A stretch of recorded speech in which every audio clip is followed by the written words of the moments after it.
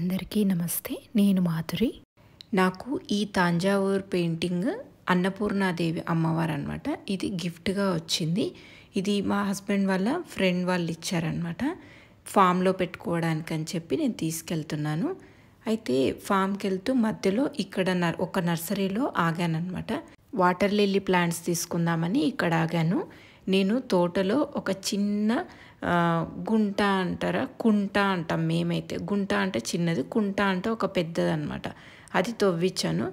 దాంట్లో వేయడానికని ఒక మొక్క అయితే తీసుకెళ్దామని చెప్పి ఇక్కడికి వచ్చాను. నాకైతే ఈ లైట్ లావెండర్ కలర్ అయితే బాగా నచ్చింది. దీన్ని తీసుకుందామని అనుకున్నా. కాకపోతే అతని దగ్గర ఉన్నది డార్క్ కలర్, అంత డార్క్ కలర్ లేదు.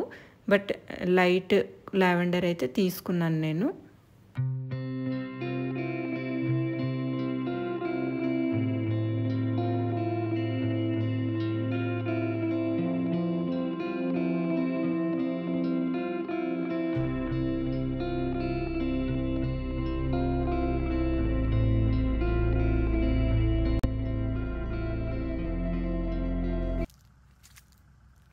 నేను గేట్లోకి ఎంటర్ అవ్వగానే కార్ దిగిపోతా అనమాట.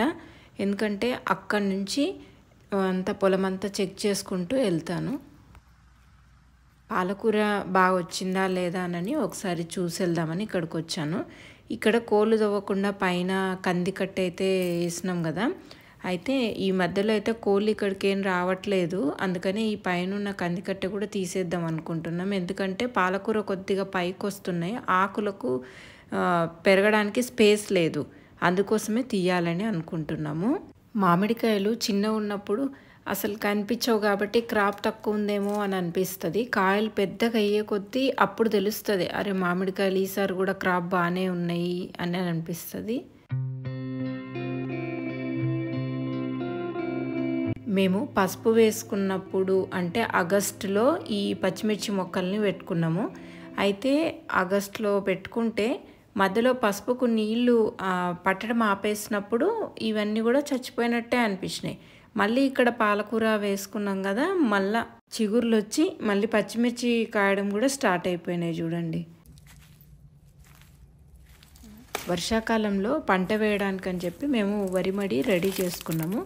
అది చూడడానికని వెళ్తూ ఇట్లా మోదుగాకులు బాగా ఫ్రెష్గా కనిపిస్తే ఇస్తరాకులన్నా కుడదాము అని చెప్పి ఇట్లా తెంపిస్తున్నా అనమాట. మేము సమ్మర్ హాలిడేస్కి ఊరెళ్ళే వాళ్ళం అనమాట. అక్కడ ఎప్పుడు ఇస్తరాకులు కుడుతూ ఉండేవాళ్ళం అనమాట. మా పెద్దమ్మ ఇంట్లోనే మనుషుల్ని పిలిపించి ఇస్తరాకులు కుట్టించేది. ఎండాకాలంలో పొలం పనులు ఉండవు కదా, అప్పుడు అందరూ ఇట్లా ఇంట్లో ఉండి ఇస్తరాకులు కుట్టేవాళ్ళు అనమాట. అంటే అదొక కుటీర పరిశ్రమ కింద ఉండేది. ఇప్పుడంటే అందరు ప్లాస్టిక్ ప్లేట్స్లలో తింటున్నారు, కానీ ఒకప్పుడు ఫంక్షన్ అన్నా తర్వాత పండగ అన్నా ఇస్తరాకు భోజనమే అనమాట. మాకేంటంటే తెలంగాణ ప్రాంతంలో అరిటాకులు అనేవి ఎక్కువగా ఉండవు కాబట్టి విస్తరాకుల్లోనే తినేవాళ్ళు. ఒకప్పుడు అంతా ఇట్లా ఈకో ఫ్రెండ్లీగానే ఉండేది. ఇప్పుడు అంతా ప్లాస్టిక్ మయమే అయిపోయింది. ఎక్కడ చూసినా కూడా భూమిలో ప్లాస్టికే కనపడుతూ ఉంది.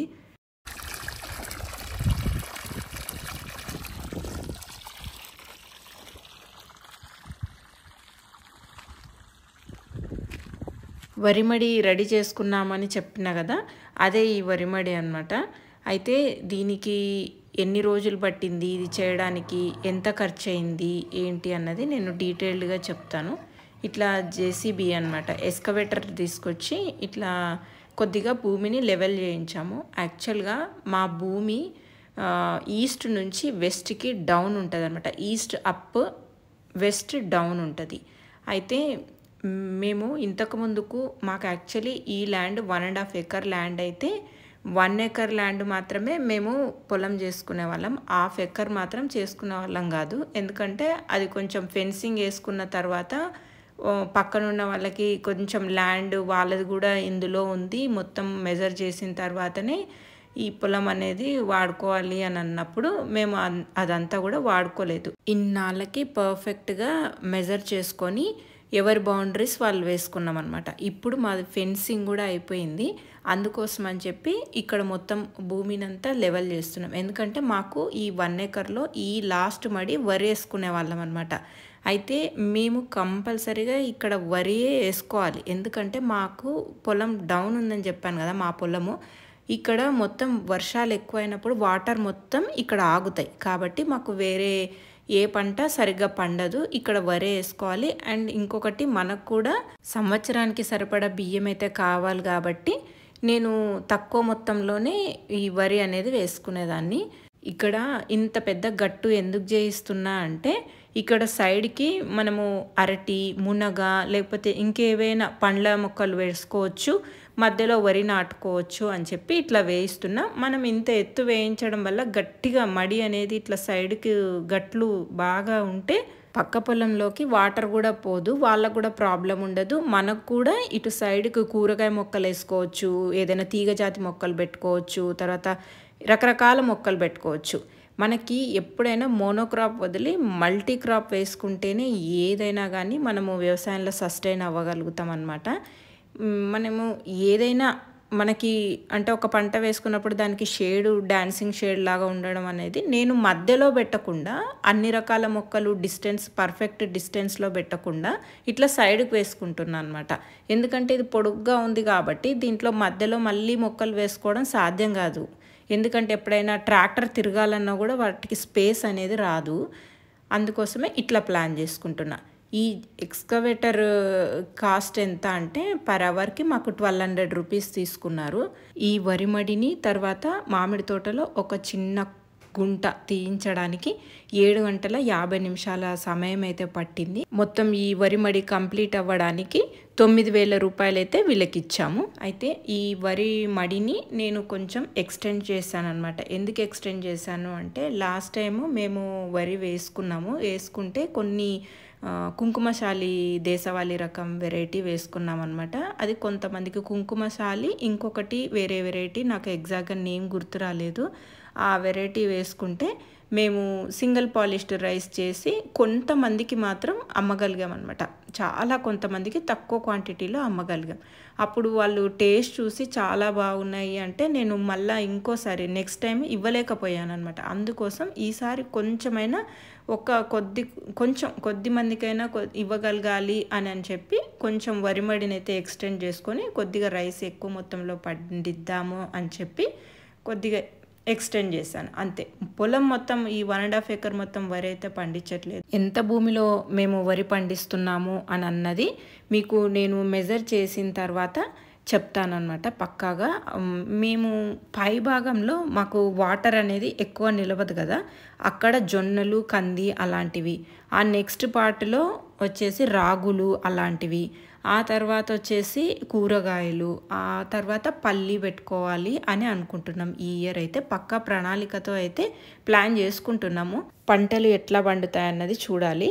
మొత్తం రెడీ అయిపోయిన తర్వాత వరిమడి అయితే ఇట్లా ఉంది. ఈ కొత్త భూమి ఇన్ ద సెన్స్ ఆ తర్వాత ల్యాండ్ మొత్తం ఫెన్సింగ్ వేసుకున్న తర్వాత మొత్తం ఈవెన్గా చేసుకున్నాం అనమాట. ఉన్న కొద్ది వరిమడినే ఎక్స్టెండ్ చేసుకున్నాం అంతే. మిగిలిన సైడ్ బార్డర్ క్రాప్స్ అంతా కూడా మళ్ళీ ఏ వేస్తాను ఏంటి అన్నది ఒకసారి చూపిస్తాను.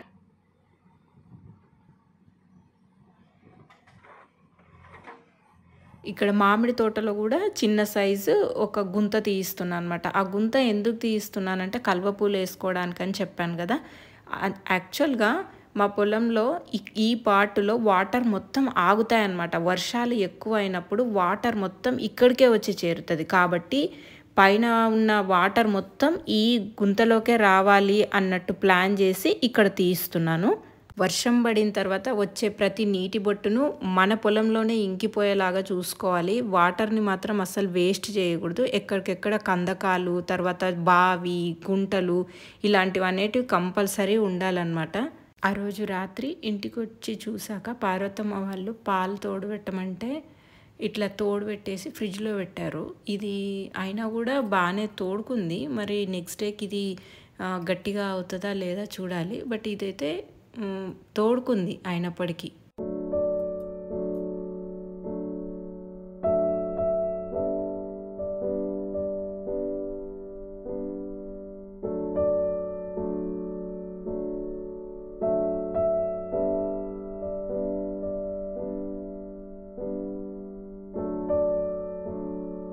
ఉదయాన్నే లేచి ఇట్లా పువ్వులను చూస్తున్నప్పుడు ఎంత స్ట్రెస్ ఉన్నా ఏమున్నా మనసు ప్రశాంతంగా అవుతుంది అని అనిపిస్తుంది. ఈ క్రీపర్ రోజ్ అయితే బాగా గుత్తులు గుత్తులుగా పూస్తున్నాయి అన్నమాట. ప్రతి కొమ్మకు మొగ్గలే ఉన్నాయి.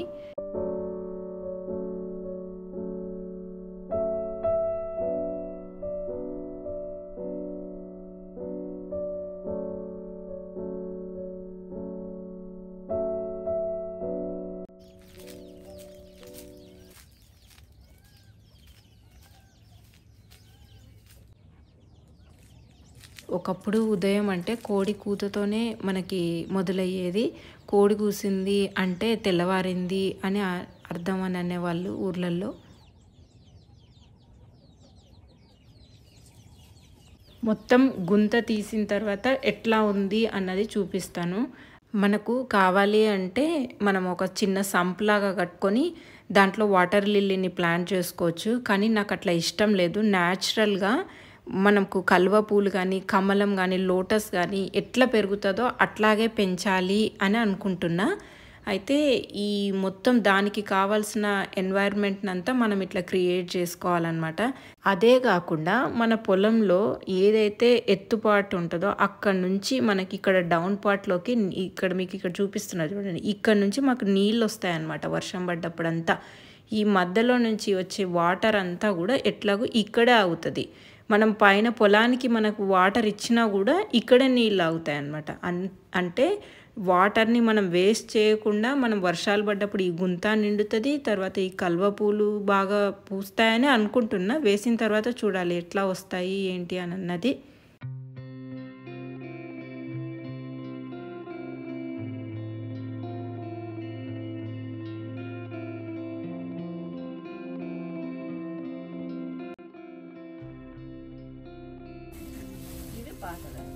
ఇవి కూడా కొత్తవే. ఇవి పాత, ఇవి కొత్త తెల్లగా ఆడి ఇవి అక్కడ ఇవి ఆడివే, ఇవి ఆడివే. ఇవి బాగా ఇట్లా ఉన్నప్పుడు కొంచెం చెరిగి అవి కొంచెం జరవన్న పడ్డ అట్లా మంచిగా వచ్చినాయి ధనియాలు. బాగానే ఉన్నాయి ధనియాలు. కొత్తిమీర ఎక్కువ చల్లుకొని వదిలేసిన ధనియాలు ఇక ఇవి కొద్దిగా ఇక ఇవి కుస్మదా కావు బీన్స్ బీన్స్ ఇవేమో గీసేటివి పొట్లకాయ ముల్లంగి.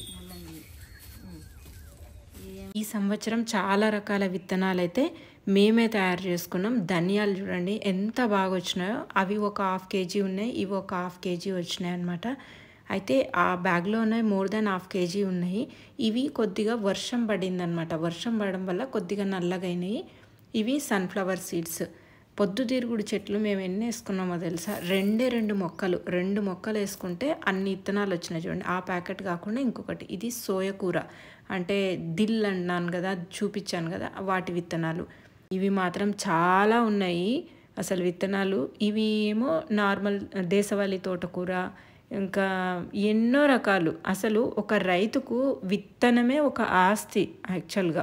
ఈ మధ్యకాలంలో రైతులు ఏం చేస్తున్నారంటే విత్తనాన్ని దాచుకోకుండా ప్రతిసారి అది మళ్ళీ క్రాప్ రాదని చెప్పి మళ్ళీ షాప్కి వెళ్ళి కొంటున్నాం. విత్తనానికి కూడా బాగానే ఖర్చు పెడుతున్నాం. అదే మన విత్తనాన్ని మనం సేవ్ చేసుకున్నట్లయితే ఆ డబ్బు అయితే మిగిలిపోతుంది కదా రైతుకు అనేవాడికి. అందుకోసం అని చెప్పి మేము ఈసారి విత్తనాన్ని మాత్రం మా విత్తనాన్ని మేమే పెట్టుకోవాలి అని చెప్పి మేము సేవ్ చేసుకున్నాం. ముల్లంగి, బీన్స్, తర్వాత ఎర్ర గోంగూర, మళ్ళీ తర్వాత సన్ఫ్లవర్ రెండు ప్యాకెట్స్లలో ఉన్నాయి. అంటే ఇది 2 మొక్కలు వేసుకున్నాం కదా, 2 మొక్కలు మొలిసినాయి అనమాట. ఆ 2 మొక్కలవే ఇవి. ఇన్ని రకాల విత్తనాలు అంటే టోటల్గా మేము 25 రకాల విత్తనాలు అయితే మేము దాచుకున్నాము. దాంట్లో ధనియాలు, తర్వాత ఇంకా ధనియాలు కూడా ఇంట్లోకి వాడుకోవడానికి కూడా వచ్చినాయి. అంటే 750 grams ఏమో ఉన్నాయి ధనియాలు. ఎగ్జాక్ట్గా మెజర్ చేయలేదు కానీ 750 grams దాకా మాకు ఇంట్లోకి వచ్చినాయి. తర్వాత సీడ్కి కొంచెం కలర్ మారినాయి కదా, అవి సీడ్కి పెట్టుకోవాలని అనుకుంటున్నాము. మేము ముల్లంగి తీసుకోగలిగినాం, పొట్లకాయ, కాకరకాయ, తర్వాత ఈ సన్ఫ్లవర్, పొద్దుతిరుగుడు, తర్వాత ఇక్కడ పార్వతమ్మ చూపిస్తుంది మస్క్ మిలన్ అని చూపించాను కదా, కర్బూజా, దేశవాళీ కర్బూజా నేను తీసుకొచ్చాను. Last year. ఈ ఇయర్ నాకు ఇంకా తీసుకోవాల్సిన పని లేకుండా మేమే చేసుకున్నాం అనమాట. ఈ కర్బూజా మాత్రం అసలు చాలా టేస్ట్ బాగుండింది. మస్క్ మెలన్ మాత్రం ఇవి మేమే పెట్టుకున్నాం. తర్వాత వాటర్ మెలన్ సీడ్స్ కూడా కొన్ని చేసుకున్నాము. తర్వాత మళ్ళీ ఇంకా ఏంటి ఆవాలు కూడా కొన్ని తీసింది. తర్వాత ఇంకా పొట్లకాయ, ఇవి ఇక్కడ మీకు చూపిస్తున్నది ప్యాషన్ ఫ్రూట్ విత్తనాలు కూడా తీసి పెట్టుకున్నాం అనమాట. నేను ఆ రోజు జ్యూస్ చేశాను కదా, ఆ జ్యూస్ చేసిన తర్వాత కావాలని కొన్ని సీడ్స్ పక్కన పెట్టుకున్నా. ఆ సీడ్స్ కూడా ఉన్నాయి. ఇట్లా ఇన్ని రకాల విత్తనాలన్నీ కూడా మనమే పెట్టుకుంటే, ఆనియన్ చూడండి, ఆనియన్ కూడా ఎట్లా తీసినాం అన్నది కూడా చూపిస్తున్నా. ఇట్లా మనకి పువ్వు పూస్తుంది కదా, పువ్వు పూసి ఎండిపోయిన తర్వాత ఇట్లా తీస్తే విత్తనాలు వస్తాయి చూడండి. దీన్నే మనము కలోంజీ విత్తనాలు అని అంటాం కదా. ఇట్లా హెయిర్కి కూడా చాలా మంచిది. అయితే ఇవి సాంబార్ ఆనియన్స్ విత్తనాలు కూడా కొన్ని తీసి పెట్టుకున్నాం మేము. ఇట్లా అన్ని రకాల విత్తనాలు అయితే ఒక ఆల్మోస్ట్ 25 వెరైటీస్ అయితే మేమే పెట్టుకున్నాం. నెక్స్ట్ ఇయర్కి సగానికి సగం సీడ్ కాస్ట్ కూడా మాకు లేదని అనుకుంటున్నాం. ఆముదాలు చూడండి, ఆముదాలు కూడా ఇట్లా పైన మొక్క పైన చెట్టు పైన ఇట్లా ఎండిపోయినవన్నిటిని కూడా ఇట్లా వేసి పెడుతుంది. ఇవి బాగా బూజు రావాలంట. బూజు వచ్చినప్పుడు పైన షెల్ అనేది సాఫ్ట్గా అయిపోతే కొట్టడానికి ఈజీగా వస్తుందని చెప్పింది పార్వతమ్మ. ఇక్కడ చూడండి, అన్నం వంచుకొనే చేసుకుంటారు చాలామంది ఊర్లలో. స్టార్చ్ వంచడం అనేది హెల్త్కి చాలా మంచిది. నేను అన్నం వంచిన తర్వాత ఇందులో ఇంగువ వేస్తున్నా, ఎందుకంటే వంకాయలు బాగా పుచ్చొస్తున్నాయని చెప్పి ఇంగువ మజ్జిగ ద్రావణం అయితే స్ప్రే చేద్దామని. ఇట్లా మామూలుగా హాట్ వాటర్లో ఇంగువను మెల్ట్ చేస్తాం కదా, అంత ఎందుకు, మనకి గంజి కూడా చాలా మంచిదే కదా, మొక్కలకు వేసుకోవచ్చు అని చెప్పి నేను వేడివేడి గంజిలో ఇట్లా ఇంగువ అయితే కరగబెడుతున్నా స్ప్రే చేయడానికి.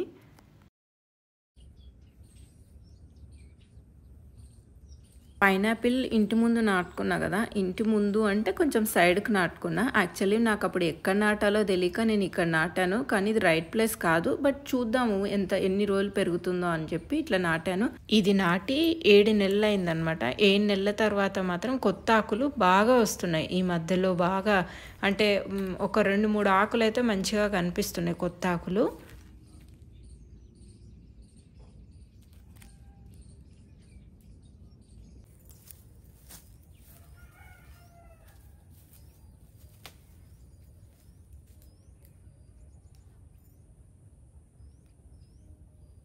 జామాకు కషాయం చేసుకుందామని చెప్పి జామాకులు తీసుకెళ్ళడానికని వచ్చినాయి ఇక్కడికి.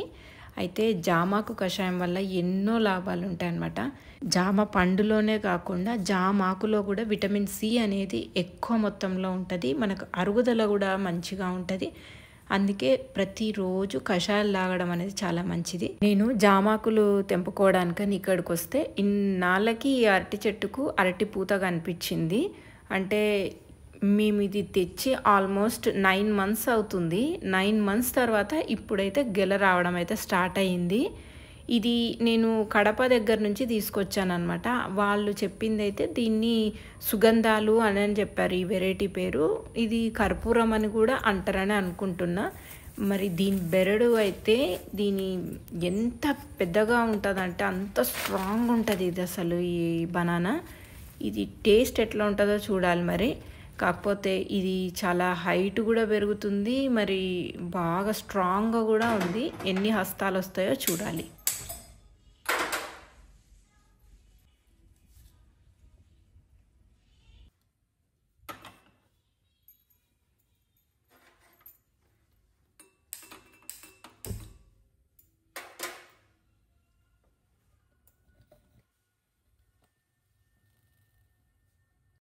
నేనైతే ఆ 4 బర్నర్స్ మీద ఏదో ఒకటి పెట్టాను.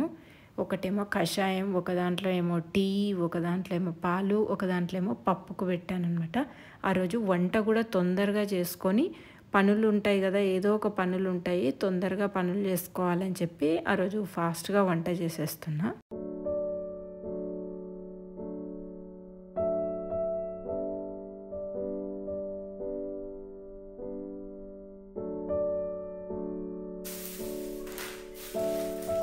కొన్ని ఉల్లిపాయల్ని ఇక్కడ ఫామ్లోనే పెట్టుకున్నా అనమాట. మళ్ళీ హైదరాబాద్ నుంచి మళ్ళీ రిటర్న్ బ్యాక్ ఎందుకు తెచ్చుకోవడం అని చెప్పి కొన్ని చిన్న సైజు ఉల్లిపాయలేమో ఒక పక్కకి, పెద్ద సైజు ఉల్లిపాయలన్నీ కూడా ఒక పక్కకు పెట్టుకున్నాము. మనకు ఇక్కడ కూడా ఒక 3-4 మంత్స్ దాకా అయితే ఈజీగా ఈ ఆనియన్స్ అయితే మాకు వచ్చేస్తాయి. 3-4 మంత్సే కాదులేండి, ఇంకా ఎక్కువ కూడా వచ్చేస్తాయి.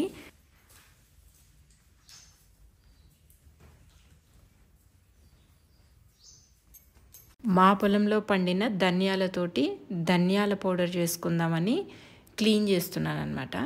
అయితే కొంచెం మట్టి మట్టిగా అనిపించినాయని చెప్పి కొంచెం కడిగి ఆరబెడుతున్నా. ఎందుకంటే ఎండ మాత్రం బాగా ఉంది. మనం కొద్దిగా కడిగి బయట బండ మీద వేసేసినాం అనుకోండి, అసలు ఇంకా కాలిపోతుంది బయట బండ.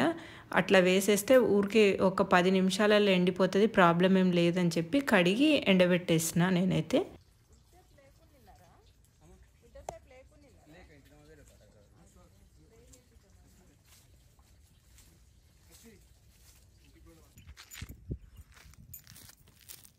ఆ రోజుకి కావాల్సిన కొన్ని ఏమైనా అవసరం ఉన్నవి, కొత్తిమీర కానీ అట్లాంటివి ఏమైనా ఉంటే తీసుకెళ్దామని చెప్పి ఇక్కడికి వస్తున్నా, ఈ తోట దగ్గరికి. అయితే అక్కడి నుంచి ఇక్కడికి రావడం అనేది కొంచెం ఎక్కువ దూరం ఉండదు, జస్ట్ కొంచెం దూరమే ఉంటుంది. కాకపోతే రాత్రికంతా కాళ్ళ నొప్పులు వస్తాయి తిరిగి తిరిగి. కాకపోతే మంచి ఎక్సర్సైజ్, అసలు మనం ఏం తిన్నా ఆ క్యాలరీస్ మొత్తం కరిగిపోతాయి అన్నమాట ఇక్కడికి తోటకు వస్తే మాత్రం. ఇక్కడ బీరకాయలు వేసుకున్నాం కదా, ఆ పందిరి కిందనే కొద్దిగా కొత్తిమీర వేసుకున్నాం, కొద్దిగా బెండకాయలు కూడా పెట్టుకున్నాం అనమాట. కొత్తిమీర ఈ ఎండలు ఎక్కువైనాయి కాబట్టి ఎక్కువ రావడం లేదు, కొద్దిగానే వస్తుంది. అందుకని ఇక్కడ కొత్తిమీర తీసుకెళ్ళడానికి వచ్చినా కానీ కొత్తిమీర మాత్రం అంత బాగా రాలేదు. కానీ నేను ఒక 10 సంవత్సరాల నుంచి కొత్తిమీర వేసుకుంటున్నాం, కానీ ధనియాలు రావడం అనేది ఇదే మొదటిసారి. మేము ఈ వ్యవసాయం స్టార్ట్ చేసి 14 సంవత్సరాలైంది ఆల్మోస్ట్. అంటే మేము 2010లోనే స్టార్ట్ చేసినాము, కాకపోతే 2012 నుంచి కొన్ని కూరగాయలు అట్లాంటివి వేసుకోవడం స్టార్ట్ చేసినాం. ఈ మధ్యకాలంలో మేము ధనియాలు అయితే ఇంతవరకు ఎప్పుడు పండించుకోలేదు. బీరకాయలు కూడా వస్తున్నాయి. బీరకాయలు కట్ చేయడం, కట్టర్ లేదు కదా, కట్ చేయడం ఎందుకు, ఈవినింగ్ వచ్చి కట్ చేద్దాంలే అని చెప్పి మళ్ళీ అట్లాగే వదిలేసా. అయితే ఇవి మన ఫ్రూట్ ఫ్లై ఉంటాయి కదా చిన్న చిన్నవి, ఆ ఫ్రూట్ ఫ్లై అనేది కొడుతున్నట్టుంది. అందుకే కొద్దిగా పిందెలు బట్టి పాడైపోతున్నాయి. సో ఈరోజు అది ట్రాప్స్ ఒకటి ఉంటాయి కదా, ఫ్రూట్ ఫ్లై ట్రాప్స్ ఒకటి కట్టించాలి, మళ్ళీ తర్వాత మజ్జిగ కూడా స్ప్రే చేయించాలి అని అనుకుంటున్నా.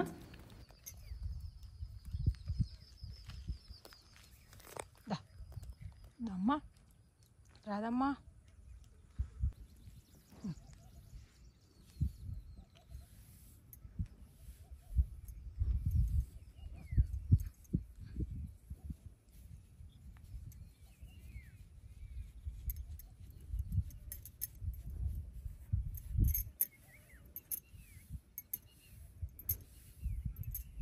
మేము రాధమ్మని ఒకటి కట్టేయమన్నమాట, అందుకే ఫ్రీగా తిరుగుతూ ఉంటుంది పొలం అంతా.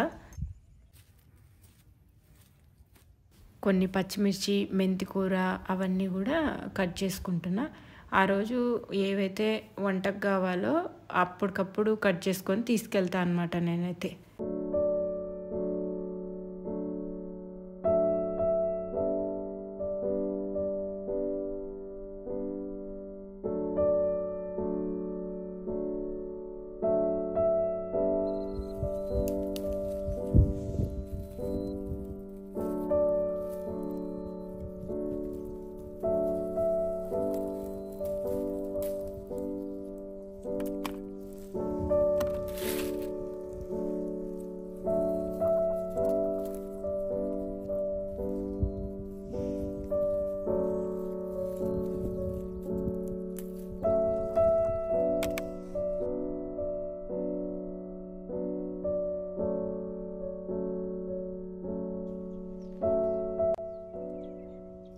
మనకు పొలం మధ్యలో అక్కడక్కడ ఇట్లా చెట్లు ఉండడం అవసరం అన్నమాట. ఎందుకంటే వాటి నీడకి కింద ఒక 2-3 గింజలు, ఏవైనా ఒక 2-3 విత్తనాలు వేసుకున్నాం అనుకోండి, కాకరకాయో బీరకాయో అట్లా వేసుకుంటే న్యాచురల్గా వాటికే ఈ తీగ పాక్కుంటే వెళ్ళిపోతుంది. మనం అసలు ఏ పందిర్లు వేయాల్సిన పని లేదు, ఏ తాడుతో కట్టాల్సిన పని లేదు, న్యాచురల్గా ఆ చెట్లకే మొత్తం ఈ తీగ పాక్కుంటూ పోతుంది. కాకరకాయలు కూడా ఎంత మంచిగా కాస్తున్నాయో చూడండి.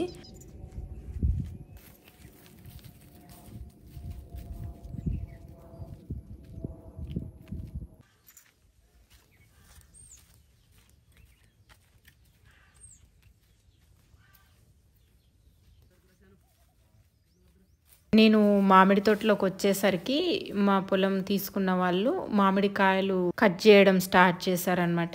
ఈ సంవత్సరానికి ఫస్ట్ టైం కటింగ్ ఇది. అయితే ఇవి చాలా లేతగానే ఉన్నాయి. యాక్చువల్గా మనం గడ్డిలో పెట్టి మనం మాగబెట్టాలి అంటే మాత్రం ఇదేం రైట్ టైం కాదు. మనకి ఎప్పుడైనా మే రావాలి. మే వచ్చిన తర్వాతే మనకి న్యాచురల్గా గడ్డిలో పెడితే మాగుతాయి అన్నమాట. కాకపోతే వాళ్ళైతే కట్ చేసుకుంటున్నారు. నేను అట్లాగే పూజకు కావాల్సిన పువ్వులు కూడా ఒకేసారి తీసుకెళ్తున్నాను అనమాట. అంటే మనకి వంట చేసుకోవడానికి కూరగాయలు, పువ్వులు, ఇంకేమైనా కొద్దిగా కరివేపాకు అట్లా ఏది అవసరం ఉన్నా ఇప్పుడే తీసుకెళ్తున్నాను. మల్లెపూలు ఇప్పుడిప్పుడే కొద్దిగా రావడం స్టార్ట్ అయినాయి. ఆకులంతా గిల్లేసిన తర్వాత కూడా మేము అక్టోబర్, నవంబర్లో కట్ చేసిన తర్వాత ఆకులే ఎక్కువ వచ్చినాయి కానీ మొగ్గలు కొంచెం తక్కువ వచ్చినాయి. కాకపోతే దీని ప్రాపర్ కేర్ ఏందో బాగా తెలుసుకోవాలన్నమాట. ఎవరికైనా బాగా మల్లెపూలు ఎట్లా బాగా పూస్తాయి అని అన్నది తెలిస్తే కింద కమెంట్స్లో నాకు పెట్టరా.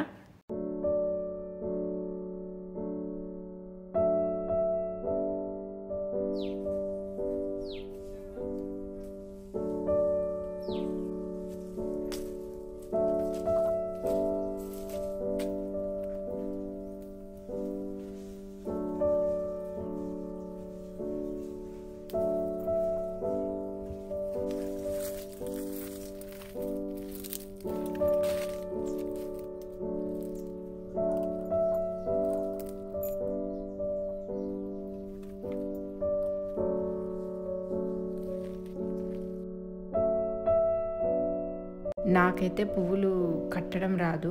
అయితే మా ఆంటీ కూడా వచ్చారనమాట. తనకి ఇచ్చాను, తను కడుతుంది. కాకపోతే దారం అనేది లావుగా ఉండింది. అది యాక్చువల్లీ పూలు కట్టే దారం కాదు, వేరే ఏదో పని కోసం అని చెప్పి దారం తీసుకొచ్చారు టై చేయడానికి అని చెప్పి.